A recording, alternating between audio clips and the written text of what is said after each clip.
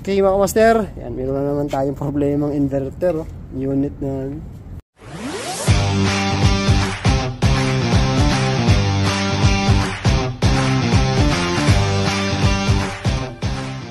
gigising, trabaho matutulog at gigising, trabaho matutulog kung ito ay iisipin, paulit-ulit lang para bang wala ng kulay, palaging ganito, ano ang punto?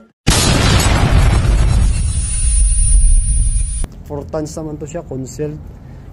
Bali ano to, nagdala na kami ng mga bagong board kasi may nagtingin na kasi dito. Ngayon, chinek namin to mga kamaster. May kuryente siya, may supply, kaso deads yung ano nyo. Wala man lang ilaw na nagbiblink. Tsaka ito sa inverter board. Ito kasi yung outdoor board niya, ito naman yung inverter board niya. Wala, kahit may kuryente siya, pero wala ka makitang nagbiblink na lead niya. Yan. Kahit chinik ko yung ano, yung fuse na yan, okay naman, wala namang busted.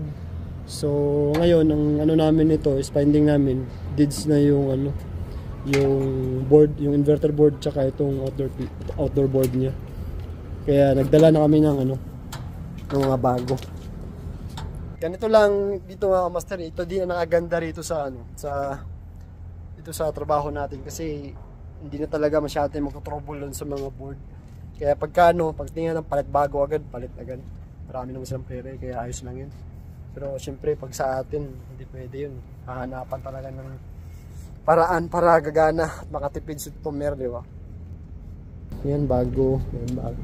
Syempre, dala-dala natin lagi itong ano, thermal paste. Yan. Para lagyan natin itong buo, para sureball.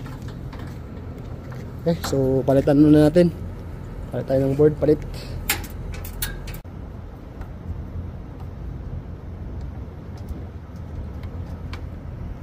Baklasin, tanggal mga screw. Tanggalin yung mga screw. Relax na lang tayo. Partner na yan, tumitira dyan yan. Tatanggalin niya yung luma. Kakabit niya rin itong bago. Malupit yan. Partner ko ngayon. Yan o. Siya magtanggal lahat yun sa board. Taga-video na ako, taga-video.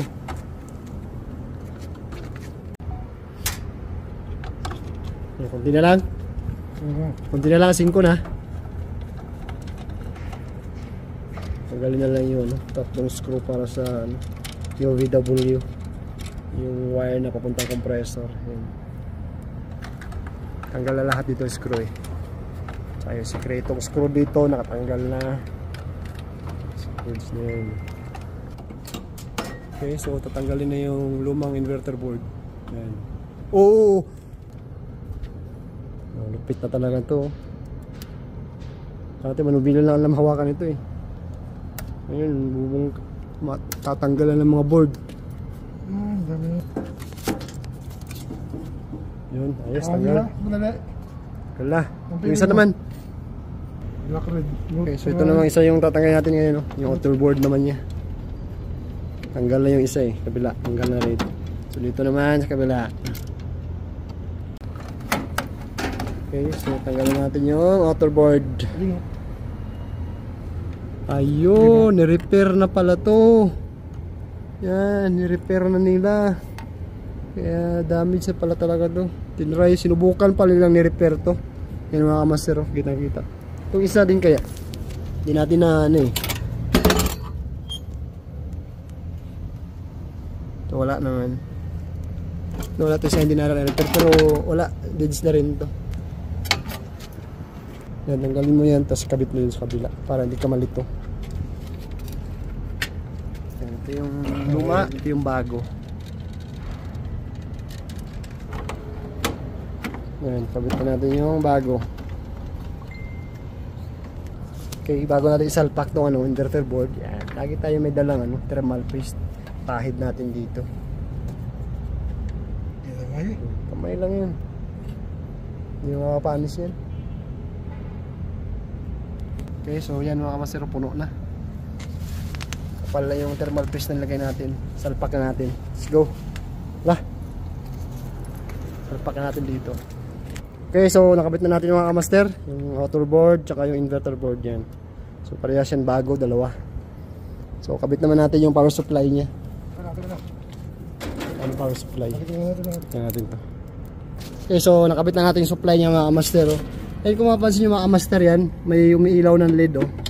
Yan. Tsaka itong kabila, inverter board niya, ganun din. Yun kasi yung luma, yan, wala talaga. Walang umiilaw man lang. So, kaya nag-decision kami na palitan namin ito.